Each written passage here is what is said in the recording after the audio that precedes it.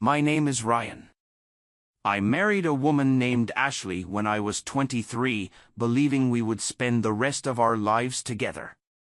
However, 5 years later, our marriage fell apart. I loved Ashley deeply, but in the end, I was the one who walked away. The truth behind our divorce was something I never shared with anyone. After the divorce, I was consumed by depression, barely making it through each day. The one person who helped pull me out of that darkness was Mina, a junior colleague at my firm. She was 24, kind, and had a bright, infectious energy that slowly chipped away at my despair. At first, I never saw her as anything more than a friend, but as time passed, I found myself drawn to her. However, I buried my feelings, believing I wasn't worthy of happiness. But then, Mina confessed her feelings for me. At first, I resisted, feeling like I didn't deserve her, but her sincerity broke down my walls. We started dating, and for 6 months, our relationship was blissful.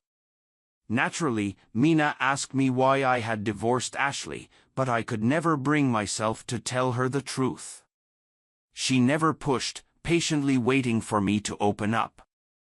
Then, one evening, Mina called me over to her apartment, saying she had something important to share.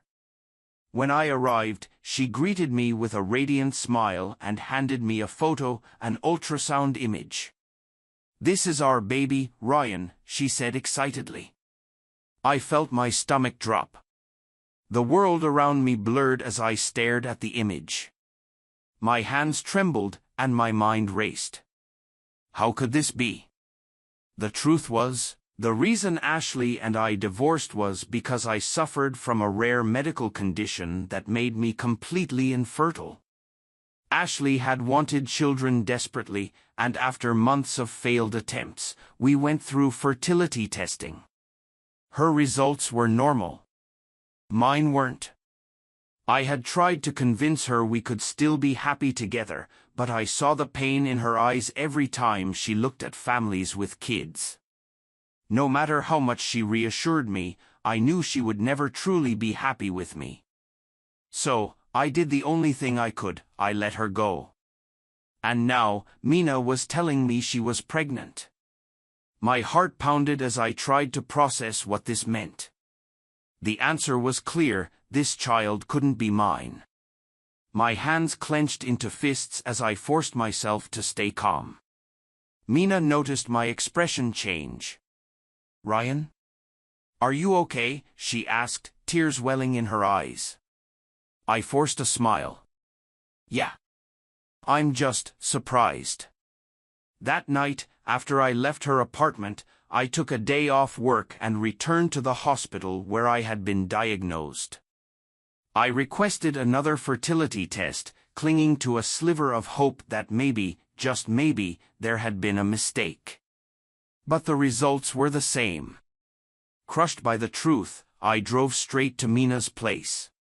She welcomed me happily, but while she went to make us coffee, I grabbed her phone and locked myself in the bathroom. My hands shook as I scrolled through her messages, dreading what I might find. Then, I saw it. The texts were between her and our boss, David. "David, we confirmed the heartbeat. Congrats, Mina." "That's amazing." "Mina, I know. Should I tell Ryan now?" "David, not yet. He can't find out. We'll figure it out." "Mina, of course. He's too soft to ever suspect anything." "David, that's why I love you, babe." I felt a mix of rage and nausea swirl inside me. My breath came in short gasps as I took screenshots of the messages, forwarding them to myself. Then, I realized something. The knocking at the bathroom door had stopped. When I stepped out, Mina was gone. She had run away. I clenched my jaw and did the only thing I could: I called David's house. His wife picked up. "Hi, is this Emily? I need to talk to you. It's about your husband." She was hesitant at first, but I convinced her to meet me. When we did, I showed her the texts. She sat frozen, her hands shaking, before finally whispering, "I knew something was off." From there, things spiraled fast. Emily confronted David that night, and their marriage imploded.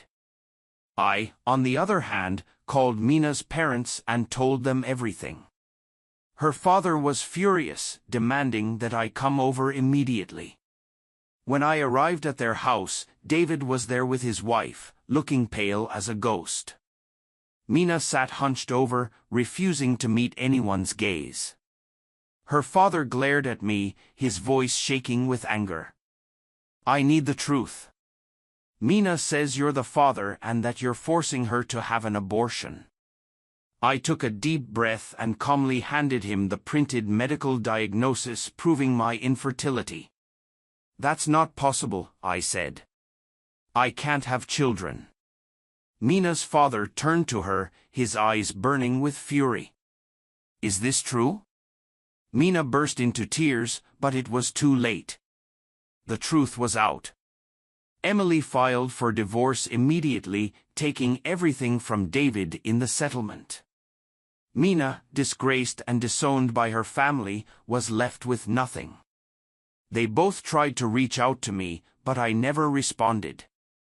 A year later, I heard through a mutual friend that Mina and David had both lost their jobs after their affair became public knowledge.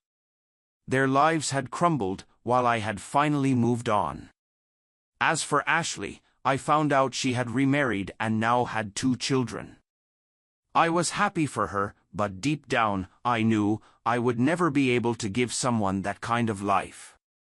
Looking back, I shudder to think of what could have happened if I had blindly believed Mina. Sometimes, the truth reveals itself in the most painful ways, but in the end, I was grateful. Because I had escaped a nightmare. And that's the story. If you enjoyed this video, don't forget to like and subscribe. See you in the next one.